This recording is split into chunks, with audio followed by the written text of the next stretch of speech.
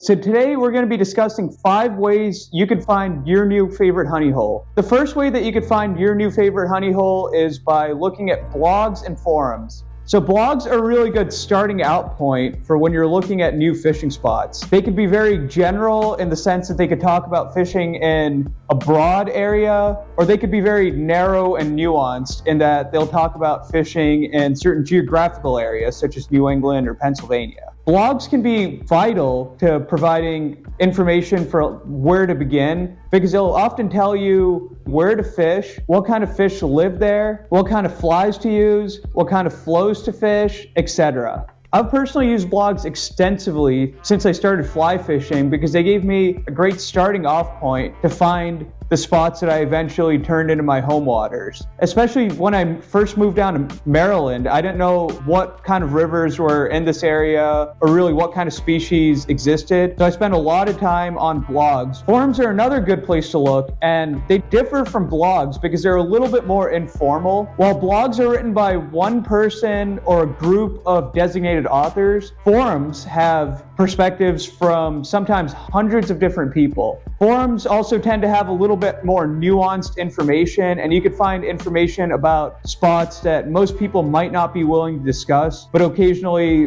when you have a sheer volume of people, you'll have someone who doesn't really mind spot burning their favorite spot in order to help other people. And it's good if you're actually looking for these places to find out a little bit more about spots that you might have not known existed. I certainly have. The next spot you could look for your new honey hole are fly shops. Fly shops are a great place to look when you've kind of narrowed down the area where you want to fish, because a lot of fly shops have guides or other professionals who are very knowledgeable about the surrounding water. But one caveat that you should keep in mind with fly shops is that they'll often send you to the same areas that they send other people, especially if you're kind of beginning the relationship. And man, I've had this a lot, like when I first started out fly fishing and I'd go to a fly shop. The owners of these fly shops, who over the years I've made really good friends with, Charlie over at Evening Sun Fly Shop in Pepperell, Mass, and Steve over at the North Country Angler in North Conway, New Hampshire. But the problem was, when I was a beginner, I didn't really know what to do and where to go, and these guys wanted to kind of keep their honey holes more proprietary. So what they do is actually send me to some of these stock trout streams that had dozens of other people fishing there, and I didn't really mind when I was getting started out because I wanted to catch a fish, and often those crowded spots had the fish. But as I kind of built more rapport with both of them, I kind of found out about more and more different spots that had better fishing and more wild fish. And certainly my relationship with fly shop owners paid off, and that's why I'm here today telling you guys to make friends with the fly shop owners. And another note that comes with that is that if you're planning to go to an area, don't just call a fly shop for information and leave it at that. If you're planning to go, stop in at the fly shop and at the very least buy something. Or if you're not planning to swing that way, order something online, whether it's even a sticker or a few hooks for your fly tying gear. Anything helps, and it's much appreciated. The third place I'd go are state DNR websites. These places are often underutilized, but they'll provide you with the most overlooked spots that you wouldn't even imagine have fish. State DNR websites have all sorts of resources, including stocking reports, stream surveys, lake bathymetry maps, access maps, and so much more. Some states such as Pennsylvania, Virginia, and North Carolina have even optimized all their resources onto GIS maps, which basically have the different spots that you'd like to fish, layers that tell you what lives there. So whether it's a stock trout stream, a wild trout stream, or has special regulations that you might not readily know about, all of that will usually be on some of these GIS maps. Pennsylvania even takes it a step further by classifying a lot of their really good wild trout streams into a Class A list that meet certain criteria when it comes to biomass within the river. And this is something that I probably wouldn't want to share with people just because there are a lot of really good streams on the wild trout list that quite honestly fly under the radar, and I don't know, it still almost feels like spot burning, but I'll give you that, guys, that much. I won't tell you any specific spots, but I'll give you guys that much. And the fourth place that I'd use is Google Maps. Now, this is a resource that I normally use if I was a little bit more sure about where I wanted to fish, like if I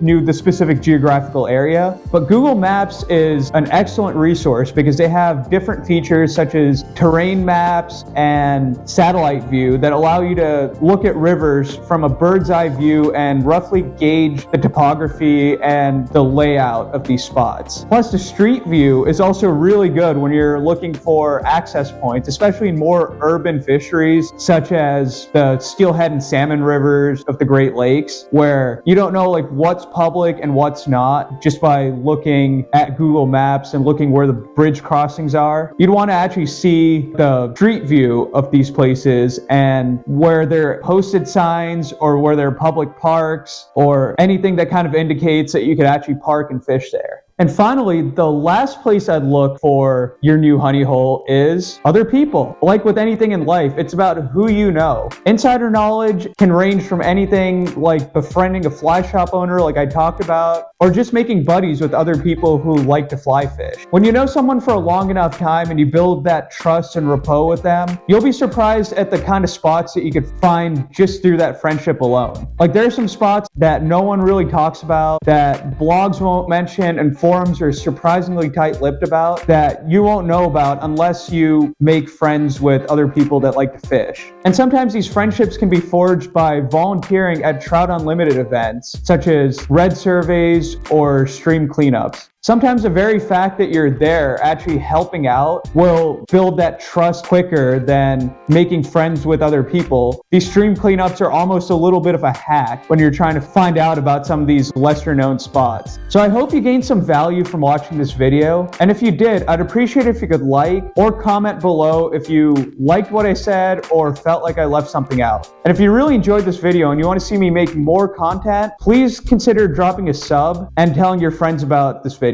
Have a great day and tight lines.